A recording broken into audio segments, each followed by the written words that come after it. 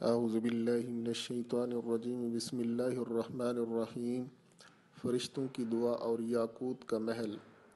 حضرت ابو سعید خدری رضی اللہ عنہ سے روایت ہے، فرماتے ہیں کہ رسول کریم صلی اللہ علیہ وسلم نے ارشاد فرمایا کہ جب رمضان المبارک کی پہلی رات ہوتی ہے تو آسمان کے دروازے کھول دیے جاتے ہیں،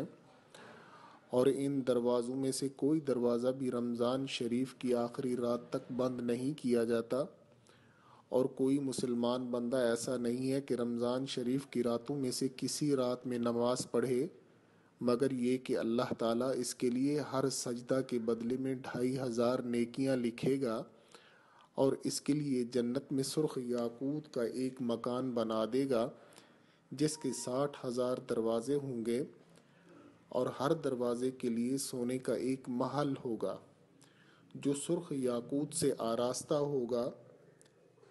پھر جب روزہ دار رمضان المبارک کے پہلے دن کا روزہ رکھتا ہے تو اس کے گزشتہ سب گناہ معاف کر دیے جاتے ہیں، اور اس روزہ دار کے لیے روزانہ صبح کی نماز سے لے کر غروب آفتاب تک 70,000 فرشتے اللہ تعالیٰ سے مغفرت چاہتے رہتے ہیں، اور رمضان شریف کی رات یا دن میں اللہ کے حضور جب کوئی سجدہ کرتا ہے تو ہر سجدے کے عوض اس کو جنت میں ایک ایسا درخت ملتا ہے جس کے سایہ میں سوار 500 برس تک چل سکتا ہے۔